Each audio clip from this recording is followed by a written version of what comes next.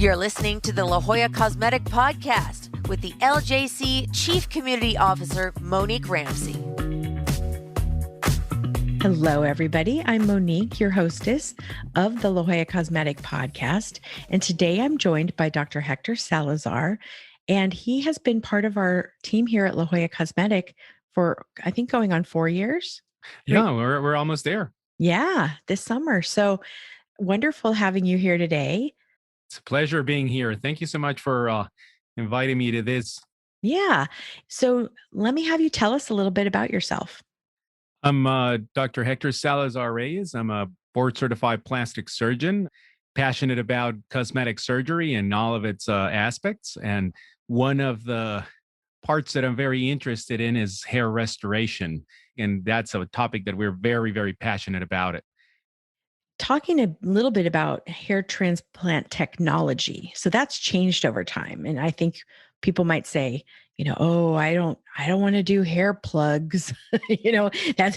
These aren't your daddy's hair plugs, right? Or your grandpa's hair plugs. Those were very fake looking. So can you tell us a little bit about maybe some of the problems with those older methods? It's a great question that you're bringing up because we face that all the time. And I believe that, everything in terms of medicine, everything has evolved and continues to evolve. And hair transplantation definitely is a field that has evolved a lot. So in the past, yeah, that's exactly what patients would look like. They would look like they have hair plugs. They would look like dolls, having like 4 or 5 hairs coming out through a pore in the forehead. And definitely that is completely different nowadays. We have a new technology. We provide a very, very natural result. Let me get a little technical here and tell you that with the technology that we have, the follicular unit extraction device that we have, we extract follicle by follicle. Some follicles, yes, they do contain 2, 3, even 4 hairs sometimes, but we take the time to divide those. We take the time and we have the magnification to go in and separate those follicles safely. So both are viable, or the 2 or the 3 are viable. And then we go in and we graft them, we insert them, we transplant them one by one, and we carefully select the single ones to go in the front of the battle, meaning in the right on the hairline. And then where we need a little bit more bulk, which is on the back, then we can graft the ones that have 2 or 3, but that's further back. So when you're in a social interaction, everybody can see that you have a very, very natural hairline. Mm-hmm. And so talking about that hairline, I think that is something else that really people don't think about when they're thinking about hair transplantation. You as a plastic surgeon are really designing that hairline for them. Is that correct? That's absolutely correct. And that's where the artistic part of hair restoration comes in. There's a lot of technical aspects. There's a lot of repetitive work that needs to take place. And definitely for some of those parts, we need the help of hair techs that assist us during the case. But for the hairline, that's something that if it's not done correctly, if it's not done under very, very specific circumstances, you're going to get a very unnatural look. Like, for instance, just to tell you, there's a specific area on the sides of your scalp that are called the receding triangles. Are those 2 triangles that you have in the sides of your forehead, just at the level of the hairline, where you start losing some hair? If you make those 2 receding triangles completely disappear and you want to bring that hairline and forget about those triangles, you're going to have a very fake result. We have patients that come in and tell us, please don't give me a straight line in my forehead. So that's why having the knowledge about that hairline, knowing the distance of a natural hairline from where it starts to the level of the eyebrows, to the level of the ears, that's where that knowledge and artistic part comes in. And that's the part that you're designing that for each patient. Is that correct? Yeah, that's correct. And then also another thing that we have to take into account is sometimes patients come in and they have an ideal look that they want to achieve. And we always have to adapt the amount of hair that they have. We have to discuss with them what's real. how much advancement of that hairline we can achieve. And that's also a very important part of their evaluation. But yeah, together we sit down, we spend a good amount of time, we discuss with them what's going to be that new level of the hairline. We tell them about another fact that's very important. That hairline has to be slightly irregular, Mhm. because if it's perfect, if it's really perfect, then is when you look like a doll again. Uh-huh. So you have to achieve a good amount of symmetry, but at the same time, you have to break that line and make it a little irregular so you can look very natural. And I think that's a great point and something I didn't know. But as a layperson, we don't realize how asymmetrical we are, all of us, our faces, our bodies, and it's not until you start to think about maybe making a positive change with plastic surgery that you realize, like, oh, well, actually, this hip is lower, or this eyebrow's fuller, or the left side of your hair is less full than the right side. And so that's where, really having somebody like you who can help point out what's naturally irregular to get that natural result. Yeah, no, I think you're hitting right on the head of the nail here, because I would say that if you have an area of alopecia, a large patch of baldness on Mhm. one side, and that makes it look, it could be due to any circumstance. It could be even because of a prior procedure, a facelift, or it could be because just you developed a bald patch on one side with age. That, yeah, we can definitely provide better symmetry, but Mhm. that symmetry has to have a limit, because if you make it things like perfectly straight, then is when patients look fake. But yeah, we're here to help them. We're here to orient them and to explain to them how to look more natural and how to achieve their goals. So you talked about follicular unit extraction, That's correct. Yeah. FUE. Add the E. Always add the E. So it sort of like, so the machine that we use, we have SmartGraft. And if you could Right. kind of talk about that technology in particular and how it might differ from NeoGraft, which people might have also heard of. Yes, Monique, you're correct. We have SmartGraft, and we consider that the technology that we have is the best technology for follicular unit extraction devices. It has many advantages over other devices, as the ones you mentioned. And just to give you an example, so people don't think that a hair transplantation is a true living organ transplantation. You're really transplanting a living organ, which is the hair follicle. We Mm. think about it that it's like, like a little thread, or no, it's a living organ. And you have to preserve. You've seen when they on TV, when they're showing a heart transplant or they're carrying a liver on a plane, they have it in a cooler, right? Mhm. And the cooler with the perfect temperature, and they have it stored in the perfect humidity level. So that's what our technology provides. SmartGraft, when you harvest that follicle, it travels away from the pen that you're using to harvest on a special duct, and it gets stored on the machine at the perfect temperature, on a perfect humidity level, embedded in a solution. So, just by doing that, you're going to increase the percentage of survival of the grafts that you have. So, that's why we love the smart graft device that we use, because it allows or treats the hair follicle like a living organ. And as a patient, Mm. that's what you want. If you're going to be moving hair from one area to another area of your head, you want pretty much 100% survival, Right. right? We don't want to lose any soldiers here. So, what we're talking about is up to 98% survival of the follicular grafts that you're moving from one side to another. So, yeah, technology is very important. Devices that you have your transplant with are key, and SmartGraft gives us that possibility.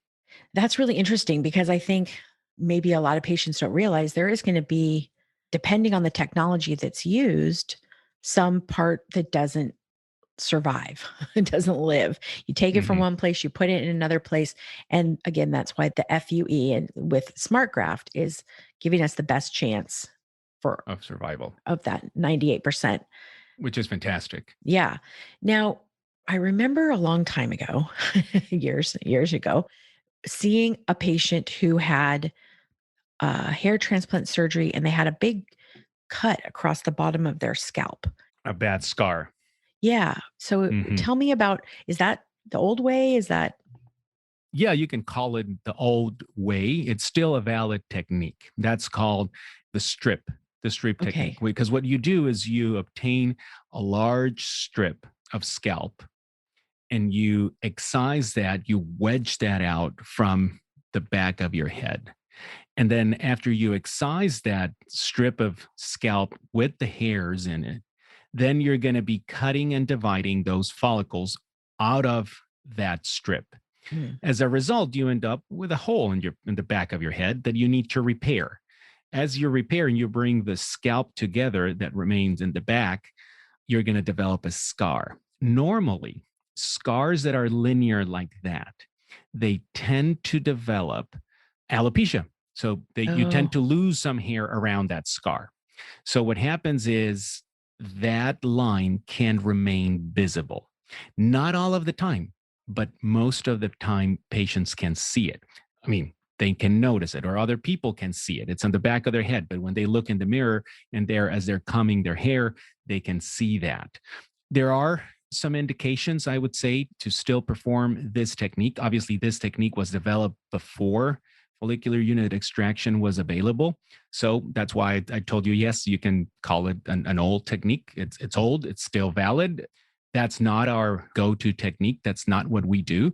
But I think it's important. That's why it's important for our patients to understand the risk and benefits and the pros and cons of all different techniques. With our techniques, with the follicular unit extraction devices that we use, patients can be reassured that there's not going to be a line, that there's not going to be a scar, that all the little, very, very tiny punch holes that we create in order for us to be able to extract those follicles, those are going to heal without a problem. They're not going to be able to tell that there was a very, very tiny cut right there.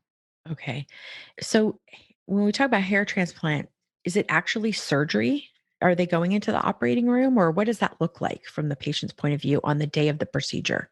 I would tell you that, as you were saying, probably the strip technique it's more of surgery, right? Mhm. Because you're making a cut and then you have to put some sutures and you have to undermine the tissue so you can actually close. And that recovery takes a longer time. We could easily classify this more as a treatment slash procedure in which we tell patients to block their morning completely. I mean, have nothing important to do that day, obviously. We start our day pretty early. We're talking about meeting here around 6:30, and the first part involves the numbing part. Mm. And that's very important. And I know that you want to talk a little bit later about this, but we can probably talk about it now, in which we know where the nerves that provide sensation to the scalp live. So we know the location of those nerves, and we would start by numbing those nerves. How do we do it? We inject local anesthesia in the territory of those nerves. So then the discomfort drops tremendously. At that point in time, what we need to do is we need to finalize numbing the rest of the scalp of the area where we're going to be harvesting those follicles. Mhm. And just to give you an idea, especially in the part where we're harvesting, there is absolutely no discomfort, no pain to a level that I would say probably most of our patients take a nap. Oh, They fall asleep. Some patients they just listen to some music. There are some patients that actually are, since you can imagine, as we're harvesting the hairs from your occipital area, from your back, from the back of your head, imagine that you're laying down in a massage table. oh, Basically, okay. that's how it is. And then one by one, the hair follicles are being harvested. You can have an iPad, you can have your earphones, and you can be watching or binging on some Netflix series because that probably will take about 2.5 hours. And we allow for our patients to take as many breaks as they want. If they want to adjust their body, if they want to, like just give a stretch to their back or just stand up for a little while, they can do that. They go back into that massage table position and we continue harvesting, harvesting, harvesting. Then once we're done with that part, then we all take a break. But let me tell you what the break is about. Okay. So while we continue dividing and selecting the hairs, we are selecting where the soldiers are going to be placed, the threes, the fours, we divide the twos, we lined up our soldiers. Patients can actually have a break, and have lunch. We order some good, nice, healthy lunch for them. And then we take that break. And that's a very, very important point in time for patients to chill out, to relax. There's no discomfort, there's no pain. They go to the restroom, they come back. And now it's another very important time. We design that hairline that we talked about. So design the hairline, we make our very precise markings.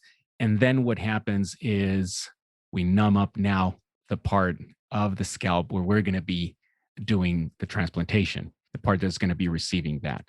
So we do that. And then we're talking about maybe around 2:30, 3 in the afternoon. We're applying some dressings, giving the final instructions, and the patients go home. And now they go home. Do they need pain medicine typically? Maybe Tylenol? Absolutely. So when they go home, patients will pretty much say that they're a little tired. It's rare that patients really complain about pain. They're a little tired, like you've spent your entire day doing something, right? Doing the Uh-huh. same thing. So that's maybe a little tension in the shoulder, some discomfort there, but that's it. We give them a prescription for anti-inflammatory medication. We give them prescriptions to cover if they really, really need an analgesic. But if not, then we always recommend them to take some Tylenol as needed. And that's pretty much it. Then the following day, when we see them to change the dressings, pretty much everybody walks in saying that they had a pretty normal night and that they feel fine. Wow. Now, can they, I guess they have dressings on their head so they can sleep on their back or on their side? Or do you have special instructions about what they can do maybe at the beginning or what they can't do? Yeah, absolutely. We have a very comprehensive preoperative visit where we explain all that to our patients and we go step by step. We give them a manual as well. We're always available on the phone for them. And just to give you an example of a recovery afternoon would be don't exercise, don't have any social commitments, obviously. You have some dressings, just leave those in place. If you normally sleep with a pillow or two, just add one or two more pillows to your back so you can elevate your head and decrease the amount of swelling. Mm. The other thing is the gauze that we apply and the dressings that we apply, I mean, they'll always suffice. So they do not need to be reapplying things or there's not oozing or anything like that. It's pretty dry. And then when they come back, we change those dressings for them. And then the day after, they can get rid of them completely because everything has pretty much already healed. There is going to be some restrictions though, and that is we don't want the hair transplants to be bombarded by the shower. That's really Ah. important. You don't want those drops hitting those new hair grafts and that you've placed. So we tell them how to shower. It's basically collecting the water in a cup, in a separate cup, and then just using that to gently pour it. And then we tell them how to shampoo. I mean, apply the shampoo inside that cup of water and then mix it gently and then pour it in a very nice way over those follicles. That has to be done that way for 2 weeks. After 2 weeks, they can shower regularly. No hats. We don't want any friction. As a matter of fact, it's funny because we had one of our patients. He was a construction worker, and he said, "But look, let me show you my hat." And a construction worker's hat you can absolutely use because it has a halo, and that halo Mm. adapts pretty well to the parts that we do not do the transplant, and everything else floats. So those Oh. are the only hats that are allowed. So let's talk about getting back into life with our new hair. When can you go on a really fast boat ride without a hat on? or how much is too much wind? That's a great question. And what I normally tell them is it really depends on the patient. When do you want to go back to your regular life? I would say for the first 2 weeks that we don't let you shower in a normal way, especially in the parts that we have grafted. You may develop a little crusting. And that crusting obviously can call the attention, like social attention. Mhm. People see it. You can, what, you had something done. So if you don't care of people noticing that you had a procedure done, if it's something that it doesn't bother you for people to ask you about it, or if you tell everybody at work, hey, guess what, guys, I'm going to go and get some hair. I mean, you can really come back in 2 days, I would say. I mean, you do it on a Thursday and then you come back on Monday morning and yeah, people can ask you about it and you can tell them and hopefully they're all going to be very supportive about it and celebrate together with you. If you don't want people to know about it, you just tell people you're going to go to Cabo for a couple of weeks and then just come back a little refreshed and with some more hair. And with those tan towels that you can just wipe on like you'd been at the beach. Exactly, 100%. But yeah, I would say that that's the time frame. I would say 2 weeks for, since you are going to be able to shower in a normal way. Remember this: we have to cut your hair very, very short in the areas that we're going to be harvesting. So practically, it's a shave in the back. What we do is we coordinate for our patients a haircut at a specific beauty salon that we work together with. And we do that 1 or 2 days prior to their transplantation. So what they do for us is they do a very, very nice fade of the rest Mm. of your hair that we're not going to treat. So for your hair in a week to 10 days, when it grows back, that it grows back with better harmony, right? To Ah, have a nice length so you don't have a mismatch in your lower back. You don't look like you went to the military that morning. So definitely I would say that you get your hair cut, then we shave the area where we're going to be harvesting. A question that could be raised here is, what about women? it's in the back of my mind. I was just about to ask you. Right? Because yeah, guys, I mean, they look like they have a nice short haircut, and then in 2 weeks they're going to go back practically to normal. Right. And nobody's going to be the wiser. Nobody, yeah. I mean, you have like nice short hair, that's it. So for women, what we do is yes, we do have to shave, but what we do is we shave a very specific area and we leave and respect the hair above and below. So I know that our patients can be a little skeptical or afraid of how's the back of my head is going to look. It looks normal. It looks Mhm. like you have long, good coverage of like long hair. We do it in a bit more concentrated strip area Mhm. than with a gentleman that where we can harvest from pretty much everywhere. But yeah, and it's a matter of time. And then in 2, 3 months, you're going to have a much longer hair. And then at some point, that hair is going to catch up, and that's it. Now, for women, what is sort of the main reason that women might need hair transplants, or is it a certain age? And then where are they losing their hair? Yeah. I mean, the pattern of hair loss is different than between men and women. Women somehow they're very protected, not only about hair loss, but also heart attacks and other different situations in life. They're protected by estrogens. So as you age and your estrogen level in life starts decreasing, then you start developing some hair loss as well and some other changes, right? So yeah, hair is an issue at that point. And normally, what happens is instead of getting those, remember when we were talking about those triangles, those receding triangles on the Mhm. sides of the forehead, women tend to start losing hair more on the right in the middle. Right in the Oh, middle aspect of the scalp. And it can run like a small channel all the way from the hairline all the way to the back. And little by little, they start noticing that, oh, my hair is a little, I don't know, looks or feels a little lighter, looks and feels a little more scars over here. And always they put their hand right in the middle as they move it up and down, right? I mean, our audience probably can't see me with my gestures. like you're brushing away your bangs or something. Exactly. So that's, I feel, where women start losing a little bit more hair. And it's at a different rhythm, it's at a different pace than men. Sometimes when we have alternative treatments other than hair transplantation, we probably are going to touch base on this later, but we have other types of treatment for a very incipient or a very at the very beginning of that process. But then when women really, really lose some hair, that could be an issue right on that mid strip line. And then we do hair transplantation there. Another area or situation for women is also facelifts. Facelift, even though we do it in men or women, we cannot deny that it happens more on female patients. And sometimes where the cuts were made on a facelift, you develop a small area of baldness. And then we can help in those areas with hair transplantation as well.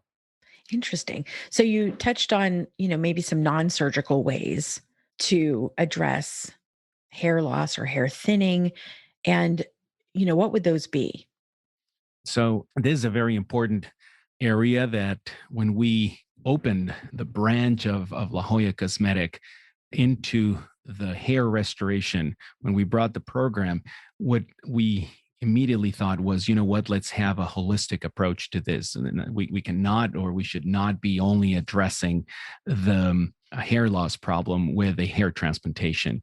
So definitely those other interventions are very important, starting by having a good nutrition, having optimal supplements that contain all the different elements that your hair needs to thrive and to be healthy.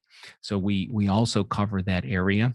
Then in addition to that, there are other treatments such as topical minoxidil, shampoos, conditioners that have good ingredients that actually promote having healthy hair. That, I mean, all the elements are natural, they're not harmful for your scalp, because that's the last thing we want, right? We want to promote a healthy scalp. In addition to that, techniques such as plasma rich and platelet injections, PRP injections, but definitely stimulating your hair to grow at a better pace and to have more vitality is important. So that's a different type of treatment that we can also offer to our patients. So the PRP, for the people in the audience who don't know, you draw a little vial of blood, right, from the patient. So it's from you, supernatural. Yeah, solution is in your body. You have the solution. Yeah. And then you put it in the little spinner, which I'm sure that that's not the right Centrifuge. Yeah. And then we put it in there for like 10 minutes. And what that does is it separates out The different elements of the blood. different elements. So then you're using part of that to then re-inject or put into the scalp. Right. The way I like to explain this to my patients is, if you get a small cut in your hand, you get a small cut, and then the first thing you do is you notice like a little drop of blood, and then you hold it with your other hand, and then it stops bleeding. So the reason why it stopped bleeding is because of the platelets, right? The platelets are the cells that are circulating all the time in your bloodstream, and they're ready to patch that wound, that little injury.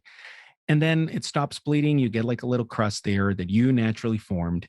And then as time goes by, let's say like it's like 2-3 hours later, you look at that little cut and it looks a little red. It does not mean that it's infected, but it looks a little red around. So there's somehow you notice that there's more blood flow, that there's more circulation to that area.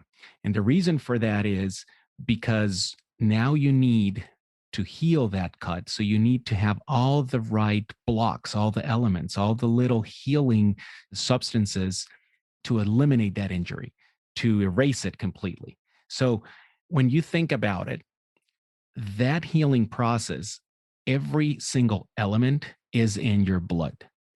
So what we do with PRP is we separate the different elements of blood and we get the plasma that is rich in platelets, meaning that plasma that has all the properties that your body has for you to heal an injury. So we hyperconcentrate that plasma. And what we do is we actually re-inject that into your scalp. And by doing that, we're going to promote two different things. One, it's going to be to get, remember when I said that a little bit of redness, so better blood flow to the scalp will bring better nutrients. Better nutrients will promote healthier hair, thicker hair. So the hair that you have, it's going to have more vitality. And in addition to that, since that plasma has all the different substances that give the signal for your body to heal, what's going to happen is going to stimulate some hair follicles that you have that are alive but are not shooting hair. So those are hibernating. Those are in a phase of hibernation. It doesn't mean that they're not dead, they're alive, but they need to wake up. So the PRP helps us with that part as well, not only giving you healthier hair, but also waking up some of those follicles that are asleep. And those can account from anywhere to 10 to 15% of your follicles that are viable that are dormant. So we bring them back. So We have several examples, and our patients can look at those pictures in our different platforms, as well as when they come and visit us over here, of patients that we have done PRP injections on. And this is important for patients. It's not that you're going to generate a bush of hair, or you're going to like, it's going to get out of control. And no, in reality, you look at the pictures and you see a much thicker hair, you see a much healthier scalp, and you see a more dense hair overall. So, I mean, for some patients, that's the only thing they need. Interesting. And so I'm assuming works equally well with men and women Yeah, and absolutely. sort of any age, or is there sort of a time? I mean, we hear this term all the time now, prejuvenation. You've got rejuvenation Hmm. when you need to rejuvenate something, but there's actually people who are doing things sort of preventative maintenance. So is PRP for their scalp something you could do prejuvenation, or is it really more once you start to see that maybe you have some changes? I would say that could you do it? Yeah. Could you wear belt and suspenders? Yeah. So if someone is really interested, yes, they can do it. Definitely, since it's a treatment of maintenance, and that's something that I also want to touch base on. I would definitely reserve this treatment for patients that really need it. What we Hmm. do is we always recommend to get the first and second treatment always. We take pictures, we get the first treatment, take another set of pictures, and then bring back the patients, provide for a second treatment, and then take another set of pictures. At that point in time, what we do is we follow them up in 3 more months. And then what we do is we sit down, spend time with them, and look very carefully at the different pictures at the beginning, in the middle, at the end, and within the interventions. And what we do is we come up with a good plan for them. Yes, absolutely. As I said, PRP is a treatment that you need to maintain. How often? That's what we need to find out, because patients respond differently. It's Mm. a matter of doing it once a year. It's a matter of doing it twice a year or even 3 times a year. So we have to see where they fall and how frequent they need to be treated. Now, going back to the SmartGraft, and let's say you've had your hair transplants done, and for men and women who might color their hair or have keratin process on their hair, or, are there any specific no-nos, or once everything's healed, you can treat that hair the same as the hair? Oh, well, it is your hair, Yep, just in a new spot. exactly. So you can still do all the things you might have done before with your hair. Absolutely. It's your hair. And one thing is that if you are developing some white hair, and that applies for men and women, if you color your hair, we highly encourage for you to continue coloring it, because it's, in a way, it facilitates things, harvesting colored hair versus white hair. Oh, it's Because easier it to see. is easier to see. But we are just giving you some of the inside information. But yeah, we encourage them to continue doing it. After you, or while you're recovering, we ask you not to do it for those first 2 weeks, Yeah. because we really want to pamper those grafts and treat them in the best way possible. After that, yes, you can continue with your traditional regimen. And yeah, the other point that you were bringing up, it's your hair. And most of the time, with regular alopecia, I'm not talking about certain pathologies, but with just regular alopecia as we age, it's a matter of a problem of the hair follicles in that area, not of the real estate in that area. Meaning, if you grab a follicle from the back of your head, that follicle is very healthy. The one that we lost at the frontal aspect, it was a non-healthy one. It was one that was going to age soon, and you were going to lose that poor follicle anyway. Once you implant that hair follicle with good genetics from the back of your head, that hair follicle is yours, and it's going to stay there, and it's going to continue having a happy life with longevity In its new home. and its new home, right? Because the problem is not the real estate. The problem is actually who was living there. That's interesting. I like that. I like that analogy. That does help. It's still fertile ground, sort of. Exactly. Exactly. Hmm. So tell me, how did you get interested in this? And who are sort of some of your mentors in learning about really how to make hair revitalized for somebody? As I was going through my plastic surgery training, I was fortunate enough to work with Dr. Alfonso Barrera in Houston and spend some good amount of time with him and actually absorb a lot of his knowledge. And he's one of the world authorities in hair transplantation, and definitely absorbing all that knowledge. And when I moved to La Jolla, I said, you know what, definitely we have to be able to provide this part of, as I said, a holistic treatment for hair restoration for La Jolla Cosmetic patients. I think it's important. And I think it's also not only having within the hair restoration division of the practice, having a lot of choices and a holistic approach. Really within, what we do is a lot of anti-aging. Right. And so whether you're having a little Botox or you're having a facelift or having your eyelids done or Hmm. whatever it is, a lot of times the main driver is you want to look younger. Hmm. So Hmm. to not have hair as part of that, it's sort of like a missing link. And clearly you Exactly. can look younger, but it's going to stop at a point if you don't address the hair side of it. Now, one huge advantage that our practice has, La Jolla Cosmetic, it's a practice where patients, number one, are treated as individuals, and we create a plan for every single patient that truly fits their needs. We have the whole gamut of options and treatments: surgical, non surgical, a little bit more invasive, minimally invasive.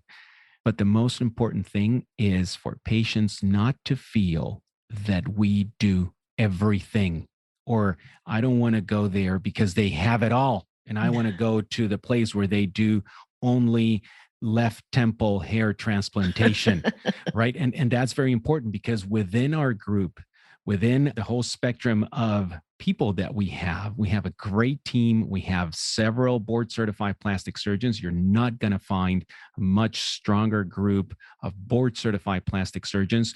We all have different niches. We all have different parts that we specialize in. So we have a very, very nice practice. They're going to feel that they're in a truly boutique practice where we treat them as the most important patient in the world, and we provide them with the best service in the world. And really lots of options. And I love the fact that you're all so technically competent at all the things you do, but then you also have these little interests. And I think all of us as students of the world, we all Hmm. tend to do really well at what we enjoy. Yeah. And so I love to see that sort of enthusiasm from you about this part of the anti aging process and having a way to address it in a really natural way that people they're just happy. We've now restored something for them and they can go about their life without having it be sort of something that bothers them. Yeah, exactly. And one of our patient coordinators, her boyfriend just had hair transplants. And she told me last week, she said, which I wouldn't have never thought of, but she said, he's so excited because he can wear all kinds of clothes Hmm. and like work attire. And I thought, what does she mean? Well, he used to wear a baseball cap with everything. And, you don't think of that, but for that person to think, oh gosh, how am I going to go to this wedding and Hmm. also cover up my head because I'm embarrassed? So, I think that once you're able to address these things and fix them, it opens up a whole new world. Wouldn't you agree? 100%. I would say that once you have that much of a youthful look, immediately you will see the potential that this treatment has. You would realize that, oh my God, even the style of clothing that you were using, maybe you were little by little adapting it to a more mature style of clothing. And then all of a sudden you realize that, oh, I can wear lighter clothes, or I can be a little bit more contempo. So I would say that it touches your self esteem in a good way. You look in the mirror every day, and it's something that you'll see that you try to avoid looking in the mirror to a body part that you don't like. You look at it, but you kind of want to deviate your attention from that body part as fast as you can, including your scalp. So definitely that, going into and having this procedure done, you'll see that even your hairstyle, the way you feel about yourself, all that's going to change in a positive way. Absolutely. Now, one last question. Most people are, they're having hair transplants on their head, but what about eyebrows? Well, you can also restore eyebrows with hair transplantation. The same technology that we have, follicular unit extraction. As you can imagine, the hair of the eyebrows grows at a different pace that hair in your scalp, right? So hair at your scalp is going to grow more rapidly, but definitely it is an option. We would do the follicular unit extraction from the scalp, and then we go in and we transplant that hair follicle into the eyebrows. We previously designed very carefully the eyebrow, and because believe it or not, it's something that it's very, very critical and it's crucial. Mhm. And the other thing is you really, really need lots of skills because the angle of the hair is important. You don't want to look like an owl, right? It's really important that you follow the natural growth of that eyebrow. But if you want to have a thicker eyebrow, or if you feel that you've lost some of your volume, this is an answer. Yeah. Interesting. So, one of the things that I think most patients would maybe ask is, "Well, how do I get started?" you know, so what's the first step? I would say that probably our audience have noticed it already. We're very approachable. Maybe sometimes you think about all these barriers that are between you and having that first consultation. Not with us. Definitely for patients to go ahead, pick up the phone, give us a phone call, send an email, text, whatever way Mhm. you want to touch base with us, even through social media, Instagram, Facebook. And then what will happen is that we will establish an appointment. Then what we would do, we'll ask them to fill up some forms. We'll see them on that first evaluation. Again, as I was telling you, we approach this in a very holistic way. Our environment is very down to earth, friendly. We like our patients to understand every single aspect of the treatments. Mhm. And that way, with the power that knowledge gives them, and that's actually what we give them, they can make an educated decision in a non pressure environment. Mhm. Our patient coordinators are truly patient advocates, and they work with patients together to guide them through this journey. So they're going to be the first contact in our clinic, and then they're going to walk them through the process. And after that, we schedule the procedure, and then we take it from there. We are with them throughout the process, the recovery. We have like several visits, and we're available to our patients at all times through the phone, through emails, FaceTime, even, or Zoom, whatever it's needed. That's wonderful. And one of the things that we do, and it's probably the hardest maybe for hair transplants, we do have all our pricing on our websites or ranges of pricing. And so I think with hair transplants, is it sort of by the area? Like, oh, I want my temples done, or the top of my head is really bald, or is it the number of grafts? It's the number of grafts. It also it depends on the number of areas because that's going to be directly correlated to the number of grafts. But definitely, we make it as clean and clear as possible for patients, and that is the number of grafts. On their evaluation, we would estimate the number of grafts that they need to achieve their goal, and they Mhm. would exactly know how many grafts, and we would draw for them how much we can advance or the number of areas that we can address. And again, if it's something that's beyond our possibilities, we'll let them know. We will Uh-huh. let you say like, well, you know what, we need this many. We don't think that you're a candidate. And I think Uh-huh. that's one thing that they can be 100% confident that they're going to find in us honesty. And once we establish the number of grafts, what they'll see is that the quote correlates to the number of grafts. And obviously, as you can imagine, Monique, which one is the most expensive graft? It's the first one. But after that, after that, you'll see how as the number of grafts go up, the price goes down. And we are at a very low market price for follicular unit extraction.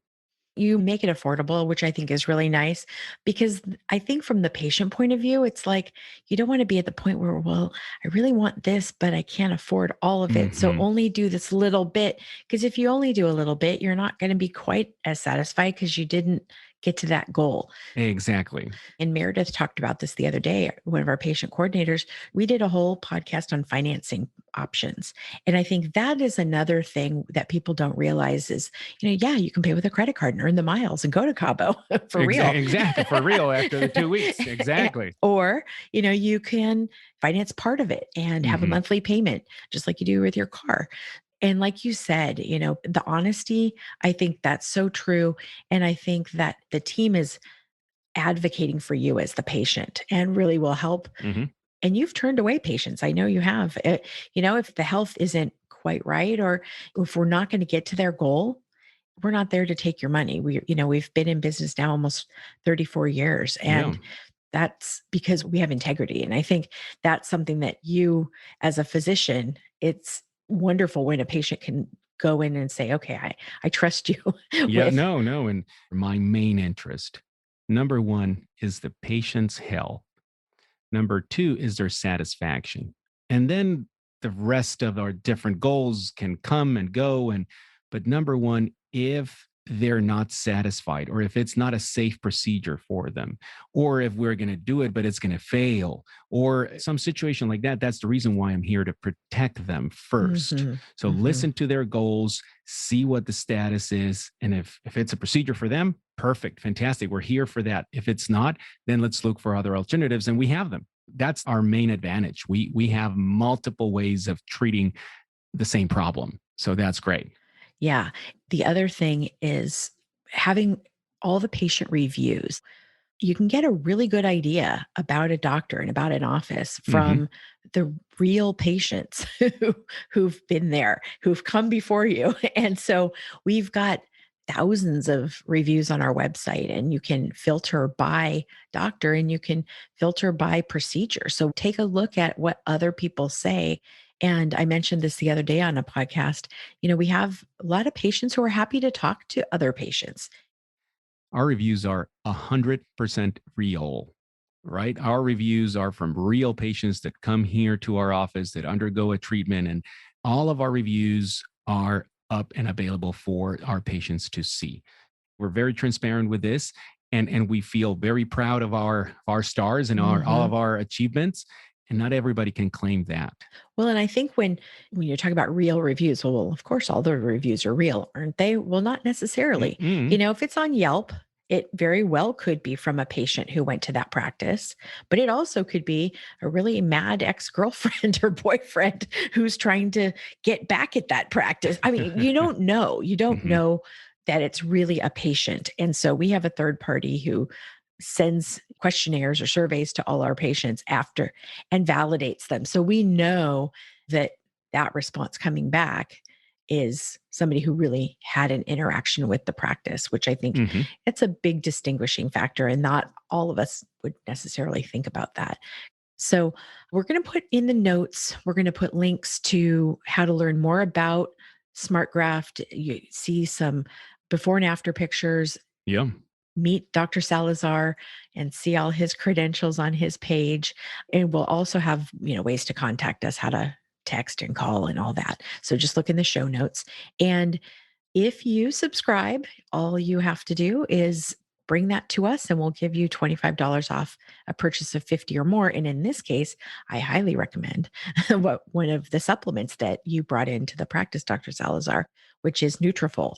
And there's even a Nutrafol, I can't remember if it's plus or it used to be called menopause, but now they've Women's changed. Plus. Women's Plus. Okay. So yeah, for those of us in that age range, but it's really great. So it's, a nice way to sleep better and your hair gets fuller as well.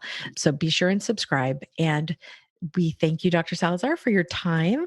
Thank you so much. It was fabulously informative, and I'm ready to sign up. So there you go. You've put me on your schedule. Very good. Anytime. Thanks so much, Monique. Thank you.